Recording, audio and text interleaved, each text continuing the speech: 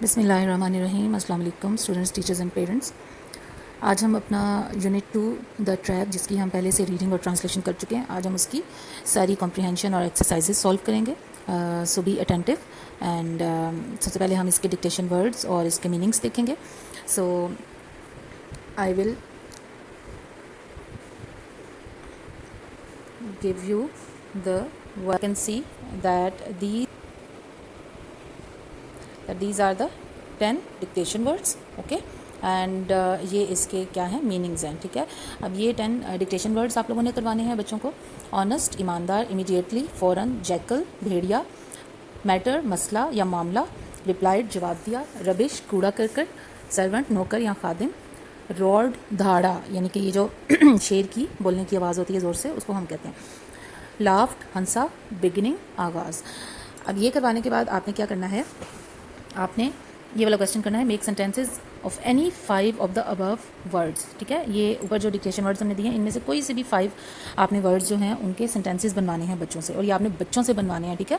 और वही technique use करनी है कि आपने पहले बच्चे को वर्ड बताना, उसका मीनिंग बताना, फिर आपने कहना है कि उर्दू में पहले वो उस लफ्ज़ का जो है वो जुमला बनाए, ठीक है, and then translate it into English, और वो आसानी से उसका हो जाएगा। और जब वो खुद आपको बना के दिखाएगा, उसमें जो भी फिर कोई ग्रामर मिस्टेक्स हैं, कोई पंक्चुएशन मिस्टेक्स हैं, कुछ भी है, स्पेलिंग मिस्टेक्स, वो फिर आप उनको गाइड कीजिएगा, सही कीजिएगा। ये सही तरीका होता है पढ़ाने का और क्रिएटिव राइटिंग, बच्चों की क्रिएटिव राइटिंग की स्किल्स को डेवलप करने का, और ओवरऑल उनकी क्रिएटिविटी और उनकी थिंकिंग और क्रिटिकल थिंकिंग स्किल्स को डेवलप करने का, जो हमारा मेन मकसद है बच्चों को पढ़ाने का, as I always say this.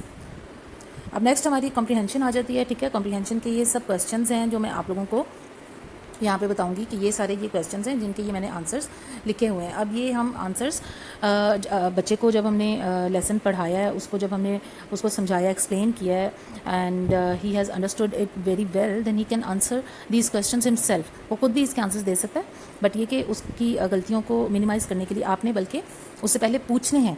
Hourly आपको बच्चा बताएगा ये जो है ना इन क्वेश्चंस के आंसर्स, और जब आपको तसल्ली हो जाएगी कि वाकई बच्चे को इन चीज़ों के आंसर्स आते हैं, then you will give him the written guidance. फिर आप उनको लिखे हुए फॉर्म में हम उनको दे देंगे ताकि वो इसको अच्छे तरीके से जो है वो प्रेजेंट करना आ सके उन्हें। अब इसमें ये सब क्वेश्चंस हैं लिखे हुए, ठीक है। ये आपकी एक्सरसाइज में इन्हीं क्वेश्चंस के आंसर्स मैं आप लोगों को बताऊँगी, और मैं अपने नोटपैड पर आपको बताऊँगी जहाँ पर मैंने ये ऑलरेडी जो है वो लिखे हुए हैं। यहाँ पे you can see the first question is why was the road unhappy. तो आपने बच्चों से ये पूछना है कि रोड जो था वो क्यों अनहैप्पी था। तो वो जब हमारा जो ये है चैप्टर, उसमें जहाँ पे वो रोड से जाके मिलता है यहाँ पर, ठीक है, पेज नंबर ये 13 है आई थिंक। तो यहाँ पे वो ये कहता है फाइनली, यहाँ पे हम देखेंगे फाइनली द बॉय, यहाँ तक Finally, the boy said to the road, "Oh road, please ask the tiger to set me free." "Never," said the road. "You are lucky. Look at me. People walk and ride all over me. They throw rubbish on me. Nobody helps me. Go back to the tiger." यानी कि यहाँ पे इस paragraph में हमें पता चल जाएगा कि why was the road unhappy. The road was unhappy because people walked and rode all over it and threw rubbish on it. यानी कि लोग इस पर चलते थे, इस पर अपनी गाड़ियाँ और बाइक्स वगैरह दौड़ाते थे, और इस पर कूड़ा करकट यानी कि गंद फेंकते थे, ठीक है। इस वजह से वो अनहैप्पी था।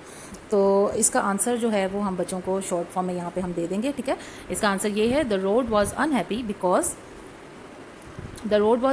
Because people walked and rode over it and threw rubbish on it, ठीक है। ये इसका आंसर है। Question number 2 is how did people hurt the tree. अब ये जो जब ट्री के पास वो गया था, तो ट्री ने उसको क्या कहा था, ट्री ने कहा था कि I will not help you because people take my fruit and they cut my branches. तो ट्री जो था वो उसको लोग किस तरह, उन्होंने पूछा how did people hurt the tree, यानी कि दरख्त को, ट्री को लोग किस तरह ज़ख्मी करते थे या उसको किस तरह तकलीफ पहुंचाते थे। तो उसका आंसर है they took its fruits and cut its branches.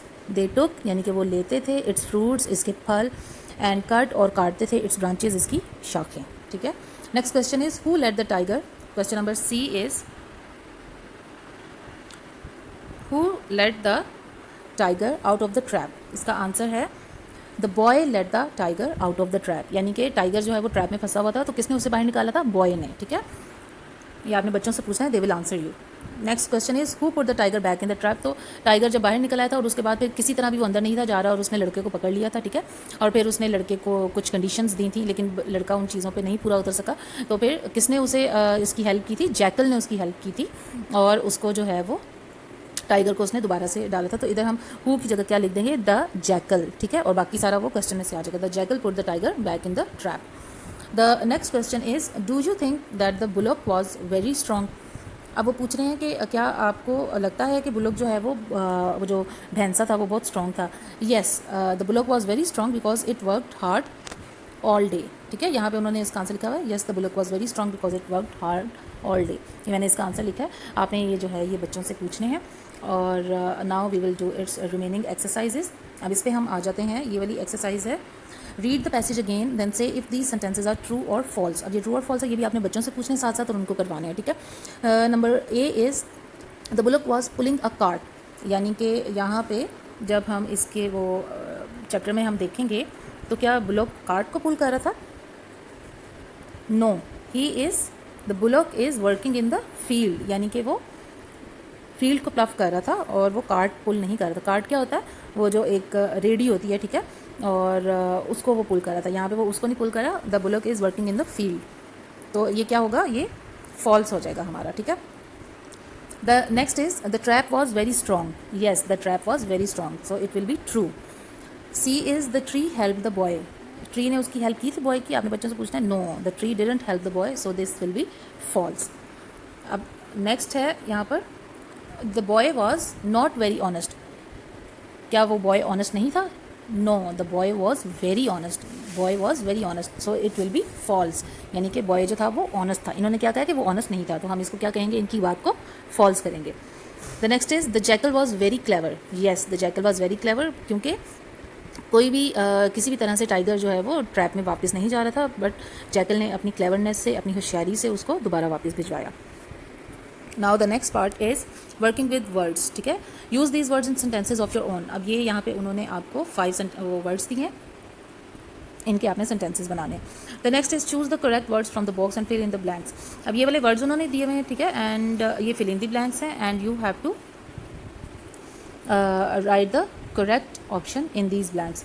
The jackal dash to help him, jackal ने उसका क्या किया था, उसकी मदद करने का फैसला किया था, तो फैसला करने को हम क्या कहते हैं, डिसाइडेड, द जैकल डिसाइडेड, यहाँ पे आएगा decided. They will not agree to save me, ठीक है, this is an awful trap, I can't get through the bars, ठीक है, ये सारा आपने जौन सा बच्चों को करवाना है। Put the following in alphabetical orders. अब ये वाला जो है इसमें थोड़ा सा आपको बच्चों को ये समझाना पड़ेगा कि अल्फ़ाबेटिकल ऑर्डर क्या होता है, ठीक है, व्हाट इज़ अल्फ़ाबेटिकल ऑर्डर। आपने बच्चों को ये कहना है कि जिस ऑर्डर में हम ABC पढ़ते हैं पूरी A से लेकर Z तक, उसको हम अल्फ़ाबेटिकल ऑर्डर कहते हैं, जिसमें A सबसे पहले आता है, उसके बाद B आता है, उसके बाद C आता है। तो जब भी कोई वर्ड्स हमें एक साथ मिले हुए नज़र आए, ठीक है, एक साथ लिखे हुए नज़र आए, और हमें ये कहा जाए कि उनको हमने अल्फ़ाबेटिकल ऑर्डर में अरेंज करना है, तो उसमें हम क्या करेंगे कि हम अपने ABC की ऑर्डर को देखेंगे कि उसमें A सबसे पहले आता है, तो उन वर्ड्स में जो A से बनने वाला जो वर्ड होगा उसको हम सबसे पहले लिखेंगे। उसके बाद अगर B से कोई बन रहा है तो हम उसको लिखेंगे, अगर B से कोई नहीं बन रहा तो आगे क्या आता है, C आता है, तो C से कोई बन रहा है तो वो हम लिखेंगे। इस तरह करके आपने बच्चों को अल्फ़ाबेटिकल ऑर्डर समझाना है, और फिर आपने उनको ये बताना है कि अगर A से ही 2 वर्ड्स बन रहे हैं, ठीक है, तो फिर हमने जैसे अगर A से यहाँ पर जो है वो, जैसे हम यहाँ पर देखेंगे 2 वर्ड्स हैं, एक है ट्री और एक है ट्रैप। अब अगर हम ये कहें बच्चों को कि इन दोनों वर्ड्स को आपने जो है वो अल्फ़ाबेटिकल ऑर्डर में लिखना है, तो बच्चे क्या कहेंगे कि जी सबसे पहले उसका फर्स्ट लेटर देखेंगे, फर्स्ट लेटर दोनों के सेम है, ठीक है, फिर वो सेकंड लेटर देखेंगे, सेकंड लेटर भी दोनों के सेम है।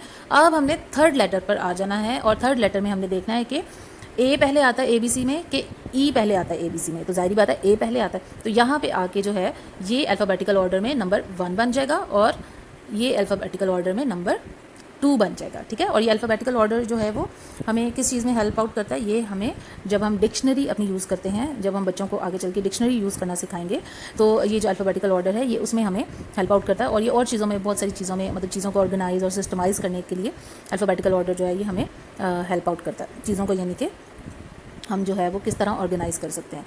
तो आपने बच्चों को ये करवाना है, और अल्फ़ाबेटिकल ऑर्डर पहले समझा कर, और फिर आपने उनको ये वर्ड्स देने हैं, and then they will write them in the alphabetical order. और ये सारा कुछ आप लोगों ने रिटन करवाना है बच्चों को, ठीक है। सिर्फ रीडिंग एंड ट्रांसलेशन आपने ओरल सुननी है, ठीक है। उसके बाद जो मीनिंग्स हैं वो भी आपने ओरल, इनसे पूरी बुक में जो जो मीनिंग्स आपको लगे कि बच्चे को आने चाहिए वो आप इनसे जो है वो पूछ सकते हैं, यानी कि ओरली पूछ सकते हैं, ठीक है। तो उसके बाद आ जाता है हमारा रिटन काम। रिटन काम में आपने सारे क्या करवाने हैं, डिक्टेशन वर्ड से आपने स्टार्ट करवाना है। डिक्टेशन वर्ड्स, उनके स्पेलिंग्स आपने याद करवाने हैं। आफ्टर दैट उनके मीनिंग्स आपने याद करवाने हैं। उन्हीं डिक्टेशन वर्ड्स में से 5 जो कोई से भी वर्ड्स आपने लेकर उनके सेंटेंसेस आपने बच्चों से बनवाने हैं, ठीक है। उसके बाद अब आपने कॉम्प्रिहेंशन करवानी है। फिर ये जो ये ट्रू और फॉल्स वाला ये जो पार्ट था ये आपने यहाँ पे बुक पे ही करवाना है, ठीक है। आफ्टर दैट ये सेंटेंसेस आपने कॉपी पर करवाने हैं। ये वाला पार्ट भी आप बुक पे करवा लीजिएगा, ठीक है। और ये अल्फ़ाबेटिकल ऑर्डर वाला भी आपने कॉपी पर करवाना है। और ये मैच द फॉलोइंग जो है ये आप बुक पे करवा लीजिएगा। यानी कि वो चीज़ें जो समझ के करने वाली हैं और जिनको लिखने के लिए हमें ज़्यादा स्पेस चाहिए वो आपने कॉपी पे करवानी है। बाकी ये जो छोटी छोटी एक्सरसाइजेज हैं ये जो बुक पे हो सकती हैं ये आपने बुक पे करवानी है। अब इसमें हम देखते हैं हमारा ये एक्सरसाइज नंबर 4 आ जाती है, match the following. A thing made of, अब उन्होंने ये चीज़ों के नामों को एक्सप्लेन किया हुआ है और फिर उनके नाम यहाँ पे दिए हुए बी कॉलम में, और बच्चों को उन्होंने कहा है कि जी आपने मैच करना है, ठीक है। तो बच्चों को ये अंडरस्टैंडिंग होनी चाहिए कि कौन सी चीज़ जो है वो क्या है और उसका नाम हम क्या लेते हैं, तो वो इजीली इसको मैच कर सकते हैं। इसमें नंबर 1 आ जाता है a thing made of would with 4 wheels, एक चीज़ जो लकड़ी की बनी हुई है और उसके 4 पहिए हैं, तो वो क्या होती है, अ कार्ट। यहाँ पर ये सारी मैचिंग हुई है, ये आप बच्चों को साथ साथ समझा के उनको आप करवाइएगा। आफ्टर दैट हमारा सी पार्ट आ जाता है। अब इसमें है लर्निंग अबाउट लैंग्वेज, यहाँ पे हम ग्रामर का पार्ट बच्चों को सिखाएंगे और यहाँ पे उन्होंने नेगेटिव सेंटेंसेस बनाने सिखाए हैं। उन्होंने कहा है कि ऐड नॉट या डिड नॉट या कुछ इस तरह, यानी कि जो है वो आपने डाल के ये वाले यानी कि नेगेटिव सेंटेंसेस यानी मनफी जुमले जिनमें नहीं का इस्तेमाल हम करते हैं, तो नहीं को हम उर्दू इंग्लिश में क्या कहते हैं, नॉट या नो या डिड नॉट, ठीक है। तो जो जहाँ पे पास्ट टेंस यूज़ होगा वहाँ पे हम डिड नॉट लगाएंगे, ठीक है। और जहाँ पे प्रेजेंट टेंस यूज़ होगा वहाँ पर हम नॉट लगाएंगे या डू नॉट या डज नॉट लगाएंगे, ठीक है। ये हम सेंटेंसेस को अब देखते हैं साथ साथ और ये हम करते हैं। The boy was sad, the boy was not sad, यहाँ पे खाली नॉट आ जाएगा, ठीक है। The boy told the story, the boy did not tell the story, यहाँ पे हम डिड नॉट लगाएंगे और यहाँ पे टोल्ड की जगह क्या आ जाएगी, टोल्ड की फर्स्ट फॉर्म आ जाएगी, टेल आ जाएगा। The boy did not tell the story. People eat my leaves, people यहाँ पे यानी कि ज़्यादा लोग हैं, तो इसके नॉट के साथ हम लगा देंगे do not, people do not eat my leaves. The tree laughed, the tree laughed, laughed का क्या है, यानी कि पास्ट टेंस है, तो इसमें हम डिड नॉट लगाएंगे और लाफ लग जाएगा खाली। The tree did not laugh, okay. The tiger caught hold of the boy, the tiger caught hold यानी कि उसको पकड़ लिया, ये भी पास्ट टेंस है। The tiger did not catch hold of the boy, caught की जगह हम उसकी फर्स्ट फॉर्म लगा देंगे और साथ डिड नॉट लगा देंगे। The tiger did not catch hold of the boy.